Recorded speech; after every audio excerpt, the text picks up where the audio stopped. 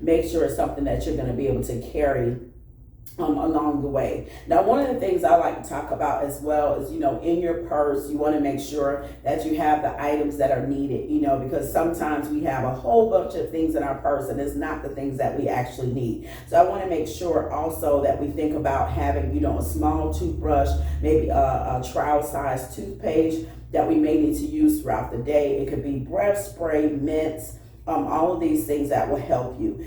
In addition, you want to have, something that you may want to lightly freshen up your makeup, after a long day or a long meeting or a long appointment, to make sure that you're still remaining fresh and looking wonderful. And so invest in a line that you know is going to work for you. Invest in a line that you know is going to keep you flourishing and going to the next level, and so that women will be able to, not women, but others will be able to look at you and glean from you and see the beauty that is within you. So it's very important to keep, the proper things within your purse as well. And like I said, you want to have Kleenex, you want to have, panty liner, you may want to have a toothbrush, a small tube of toothpaste, toothpicks. You may want to have your makeup case, your makeup kit. All of those things will work well when it comes to etiquette, right? So you want to make sure that you're, even if you're going to wear pantyhose or not, if you're wearing pantyhose or you're wearing knee highs, then you may want to have an extra pair in your purse inside of a plastic zipper bag, so that if it runs or if there's a problem, you're able to wear them or get a fresh pair in case there's a tear or a run, so that you're able to still look your best at all times. Okay, and I think it's important that we wear pantyhose according to the occasion. Sometimes we think that pantyhose are outdated based on our age. But according to the occasion and what's happening, I think that pantyhose are still appropriate according to the type of setting that you're in. So you always want to make sure that you know, what is the type setting I'm in? How should I be functioning? How should I be operating? You want to make sure as ladies, you want to be able to wear the proper garments, whether it's a girdle, whether it's a slip. A lot of ladies today don't wear slips. The slip is made so that it's able to allow your clothes to flow smoothly, and it allows your clothes to not cling to you. It helps to break static off of your clothes, and also just allows your dress to flow nicely. If you're going to wear a undergarment as a girdle or a spank, you want to make sure that you wear the one that's appropriate for your size and appropriate for the outfit. So you have spanks that have the full thing where they're wearing the bra enclosure as well as the hips and panties and thighs. Then you also have the spanks or the girdles that start from the waist going down to the legs. Then you have the panty girdle that you would wear under certain occasions that would not cover the thighs, but it would just cover the midsection and the panty area. So let's make sure that we wear the appropriate girdle according to the particular thing that is needed for us as women. And so I think this is really great, ladies, because we need to learn how to make sure that we exemplify how we are to look our best and how it's going to be applied for the greatness to come out of us. One of the things that I heard many, many years ago,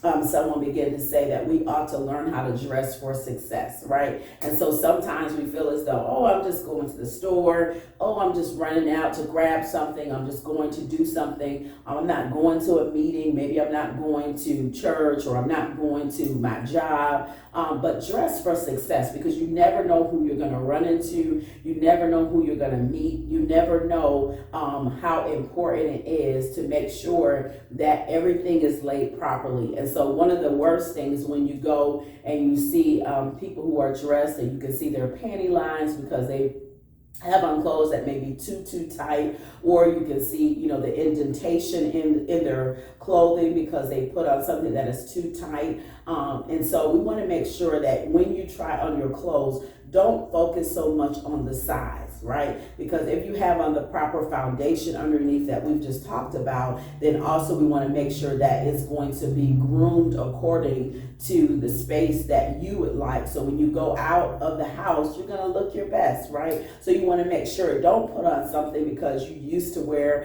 a size 8 or a size 12, and then you're still saying, no, I'm going to fit into it. but it's too tight, right? So you see it's pulling, you see, how hard it is to get on. We want to be able to wear clothes that are appropriate, right? All right. So when we talk about, our outerwear, we have to make sure that we learn how to invest in clothing that's going to take us a long way. All right. So outerwear, I have to make sure that what applies to me works with my body type. So of course I'm a little bit taller, right? So because I'm taller, my height plays an issue in what I can and cannot wear. How I dress is going to be based upon my body type. If you're short and fuller, then your body type will tell you what clothes you could or could not wear. And so these days we're seeing that everybody says, just wear what you want to, put on what you want to. But I would like to suggest to you that we need to transition that and make sure that we understand that we need to find the clothes appropriate for our body type, right? So not everything looks good on everybody. Amen. You just have to admit that not everything looks good on everybody. So I want to make sure that don't purchase something that you're not comfortable with, even though other people may say, oh, it looks good.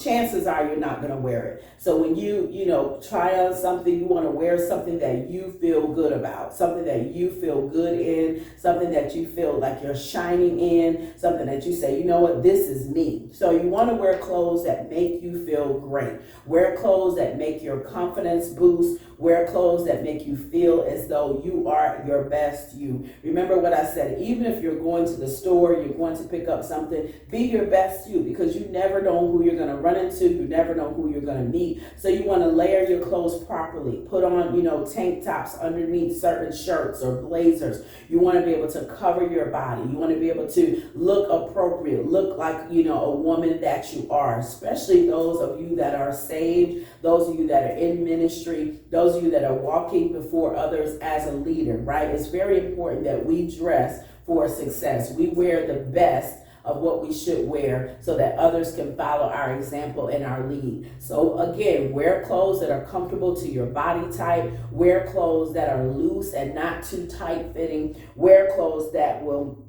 actually keep you in a place of looking important and feeling important. All right. And then you have to know what's inappropriate. Sometimes we'll think that something is appropriate for a particular setting and it may not be, right? So let me just give you some checkpoints of what may not be appropriate. Okay. If your blouse pulls at the bottom or pulls in the arms and it's just so tight that you can barely get it on. These are things that you don't want to see. Your blouse, you see the buttons going down the front and it's pulling, and you can see the gaps and putting your fingers in the midst of them. Then that's something that I'm sure that is too tight. So you have to do one of two things: give it away or sell it.